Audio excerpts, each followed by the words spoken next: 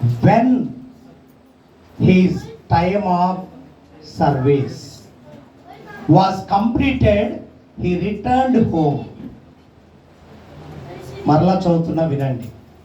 When his time of service was completed, he returned home.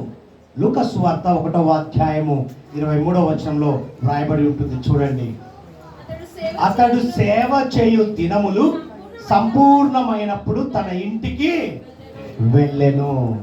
అంటే రెండు విధాలుగా దీంట్లో అర్థం ఉంది.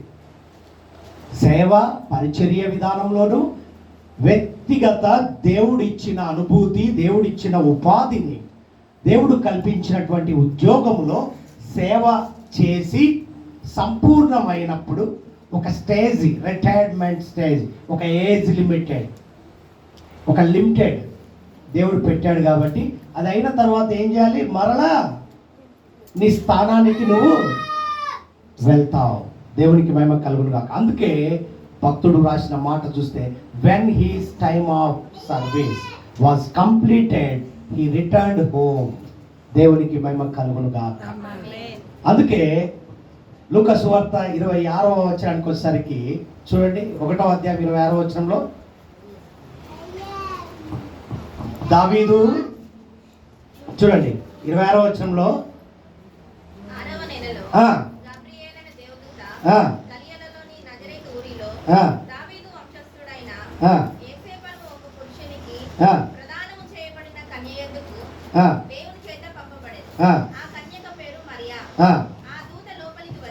ఆ దూత లోపలికి వచ్చి ఆమెను చూసి, చూడండి అక్కడ ఎవరి విషయంలో మాట్లాడాడు?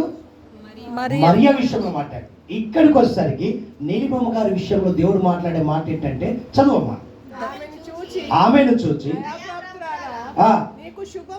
నీకు శుభము. హల్లెలూయా. అమ్మా, నువ్వు సేవను సంపూర్ణంగా చేశావు. నీకు ఇచ్చిన ఉద్యోగంలో ఎటువంటి రిమార్క్ లేకుండా, ఎటువంటి అవమానాలు, నిందలు లేకుండా క్షేమంగా పని పూర్తి చేసుకున్నావు, సంపూర్ణము చేసుకున్నావు, నీకు శుభము.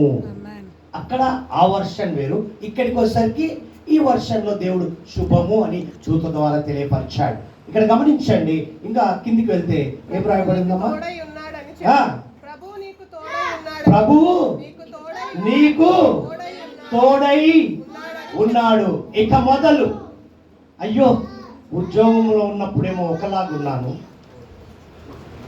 అన్నీ ఉన్నాయి, ఇక రిటైర్డ్ అయినాక ఏంటి నా పరిస్థితి అనుకుంటున్నావా? ఇక నీకు నేను తోడుగా ఉన్నాను. హల్లెలూయా. ఏమంటున్నాడు? ఇక నేను ఇప్పుడు అసలు జర్నీ ఉంది అంటున్నాడు. ఆ జర్నీ వేరు, ఈ జర్నీ. అందుకే శుభము అన్నాడు. దేవునికి మహిమ కలుగును గాక. దేవుడు ఈరోజు నిజంగా అద్భుతంగా ఎందుకు మాట్లాడాడంటే, చూస్తే యెషయా గ్రంథంలోనికి వెళ్దాం. అక్కడ ఒక అద్భుతమైన మాట మాట్లాడుతున్నాడు, చూద్దాం. కేవలము దేవుడు మాట్లాడే విధానం ఎలా ఉంటుంది చూద్దాం. 55వ అధ్యాయంలోనికి వెళ్దాం. 55వ అధ్యాయం 3వ వచనం చూద్దాం. ఏమంటున్నాడు? చెవియొగ్గి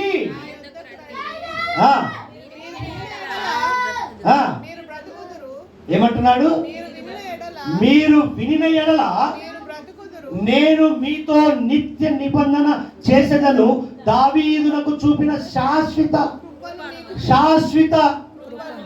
ఇక భయపడకమ్మా, నేను నీకు తోడుగా ఉన్నాను, శాశ్వత కృప నీకు చూపించబోతున్నాను. హల్లెలూయా. దేవునికి మహిమ కలుగును గాక.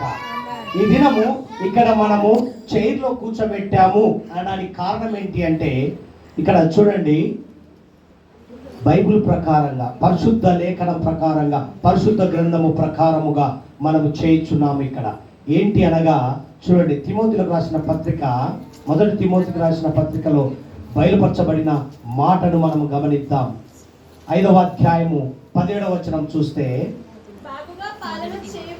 బాగుగా పాలన చేయు పెద్దలను, విశేషముగా వాక్యమందును ఉపదేశమందును ప్రయాసపడు వారిని రెట్టింపు సన్మానముకు పాత్రులుగా ఉంచవలేను. హల్లెలూయా. లోకముగా పరిశుద్ధముగా దేవుని పరిచర్య విధానంలో అన్ని విధాలుగా వారు అర్హులు. అందుకే ఈరోజు సన్మానము చేయడానికి వీరికి అర్హత కలిగిన వారు. శుభము అని చెప్పాడు దేవుడు. నేను నీకు తోడుగా ఉంటానన్నాడు. మరలా దావీదుకు చూపిన శాశ్వత కృప చూపిస్తున్నాను, ఇక భయపడకు. హల్లెలూయా. ఇక దేవునితో గడపడమే నీ భాగ్యము అని గుర్తు చేస్తున్నాడు. హల్లెలూయా. దేవునికి మహిమ కలుగును గాక. మరి ఈ మాటలన్నీ నిజంగా అమ్మ నీలిమమ్మ గారు నెమరు వేసుకోవాలి. దేవుడు మాట్లాడిన విధానము, మరి ఈ సంఘముతో ఉన్నటువంటి బంధము ఈరోజు ఒక పక్క సంతోషం ఉంది, ఒక పక్క దుఃఖం ఉంది.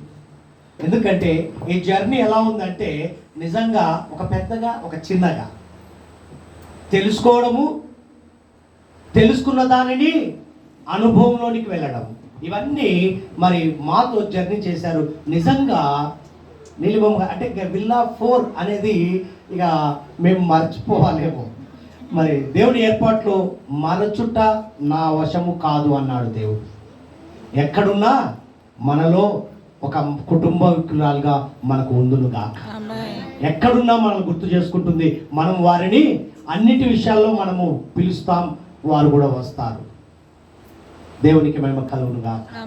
మరి ఈ సమయంలో వారి సాక్ష్యము ఒక 2-3 నిమిషాలు విందాం, చేసుకొని